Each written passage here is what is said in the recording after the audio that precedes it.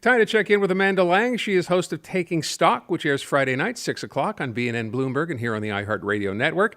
And Amanda, this is not us, but south of the border, when you hear stuff like the U.S. running out of cash because their debt ceiling seems to be getting nowhere in terms of negotiations between, two different political mindsets here, I wonder how significant that is to us here and what it actually means. I mean, Donald Trump said the other day, they should just go bankrupt. What does that mean? Default. I mean, that would be kind of the worst case scenario, and it would be pretty hellish for everybody in the world. So let's assume that that's not going to happen. I mean, the debt ceiling is this recurring problem we have. You know that spring is upon us when we start having debt ceiling fears. June 1st is the deadline because they have a mandated limit on borrowing in the U.S., and they need to raise it. And every year they get this impasse. And basically it just comes down to the politics, because on the one side you have the government, in this case Democrats, saying, obviously we're going to raise the debt ceiling because we're not going to shut down and we're not going to default. And the other side you say, the Republicans, well, we will raise it if we get X, Y, and Z. So it becomes this negotiating tactic. They will get there. It does frighten the world a little bit. If anything like this happened, it would be very, very disruptive. But it would, even if it did happen, it would be short term. We're just going to assume that there's too much at stake here. They will come to terms here. Okay. So then I want to just go to one other note, which was this week. I saw Barclays downgraded the three big Canadian banks, RBC, Scotia, TD. I know we've talked in the past about what's going on in the U.S., and we've always said, well, our banks here are okay. Did that raise some eyebrows in seeing these big three downgraded? Yeah, I mean, partly this is just a kind of reflection of the times that we're in and their exposure to the mortgage markets and credit defaults. I mean, we are at a stage of the cycle when the banks will see small businesses and consumers who may run into some tough times. If we hit a recession, that's where it shows up. So it wasn't a meaningful, nobody's saying, that the big three Canadian banks aren't stable or, they're going to be less profitable, but it's more a reflection of this may be a period where some of their profitability is pinched and therefore it'll come out of their share prices. We still have some of the most stable banks in the world, nothing to worry about in our system. And actually it's worth noting, when they put in the so-called stress tests on mortgages years ago, there was a lot of critics about it, but it's actually stood up pretty well in light of what's happened. We did get a kind of a cushion of people who did understand what they would have to do if rates went up. Can I just ask, from a total layman's perspective, what does that mean exactly when banks are downgraded? Well, this is really a call on the stock price. So it's saying, if the bank is worth $100 today, we think that rather than it going to 108, maybe it'll go to 95.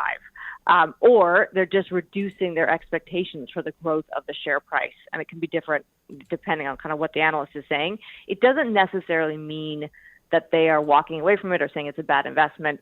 And usually it has to do with their call on it. So it's a buy or a sell or a hold. Mm-hmm. And sometimes if a company hits an analyst's stock price target, so they said it was going to go at 100 and now it's at 100, they move from a buy to a hold. So it's just simply a reflection of kind of the value of that publicly traded company. And sometimes, I must say, it's important for people to know, it doesn't always speak to the underlying value. It just speaks to what the stock market did. And that can be a big difference. Yeah, and by the way, sometimes they're wrong. Just kind of throw that in there as well. Yeah. I know the other story today, Natasha, I was just noticing this, $3,000 for a one-bedroom rental. And where are we going with this? Not that long ago, I thought we hit $2,000 as the average rental price across Canada, right? So to go from $2,000 to $3,000 in a blink is kind of terrifying. Yeah, and we're not at 3,000, but we're kind of in sight. We're kind of at, I think 2,600 is the last that I saw. This was somebody warning that we're getting there faster than we thought. And it's just really, in some ways, it's kind of obvious that it would happen, unfortunately, when you have a housing crisis. People that would move out of rental units and into homes can't do it. They can't afford it. And yet you have more and more home formation happening. So new Canadians, people growing older and wanting to start, their own life together. Kids eventually do move out. And we don't have room for everybody. And so, rents are getting more and more expensive. And, of course, then you throw into the mix the inflation on the cost side. And so even new apartments that are being built, they're more expensive to build. And so you do get this sort of upward pressure. We just need an awful lot more multifamily units constructed. And we're seeing some signs of hope there. The most recent building permits this week did see a big jump in that number, but we need an awful lot of them to bring that number down because people can't afford to live. So the government obviously is aware of this, and I'm wondering, as you say, we need more units. Does government or should government at this point get involved and just make it easier for developers to go ahead and do this? Because isn't that where the problem sort of begins? That's certainly one side of the equation, is smoothing the path, getting rid of the regulation. In Ontario, there's a whole new law in place aimed at trying to do that. There are other things you can do, and we did just see steps taken in Toronto, for instance. The city is now allowing multi-unit. They've zoned for multi-unit in basically all existing homes. So if you have a home, you can now put up to 4, in some cases 6 units in that home. Those are important changes because that will allow people to actually use space we already have. A lot of people are sitting in single-family homes where they could have a couple of apartments in there, and we should stop resisting that and saying, oh, my neighborhood shouldn't be about that.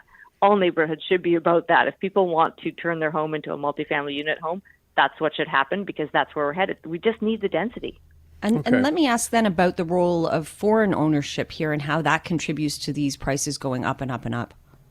I mean, really, at the end of the day, not much. We did see, the data kind of show it's a pretty small percentage of ownership, and that sometimes what you do see is cash being parked. And I think there was some concern about that in the condo market for a while, that it was just a way of people to buy hard assets in our market.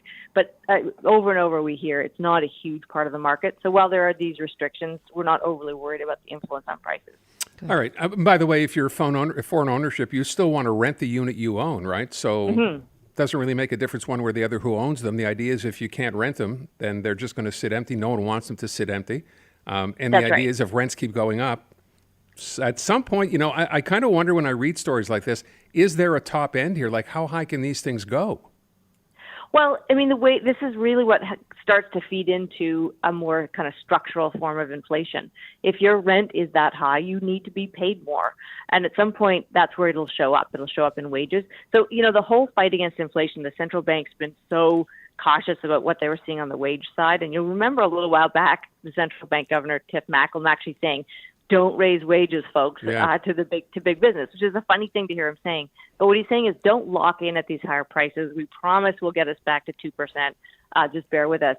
If our rents go up, then we're going to need to be paid more. And then you do get into this structural thing. So I go back to him. You make I think the best point, which is, we actually could change policies and build more and change the story here. I think there's an ugly side to that, an underbelly to that argument, and that is people who already own homes don't really want it. They like that their values are high. And that's a problem that we have because we've turned housing into a commodity, not a human right. And so we do need some brave politicians to say, look, all of you in homes, you're going to have to suffer a little bit of the upside that you've been dreaming about because other people just need more homes and we're going to build them. All right. And on that note, Amanda, thank you so much. Appreciate your time as always.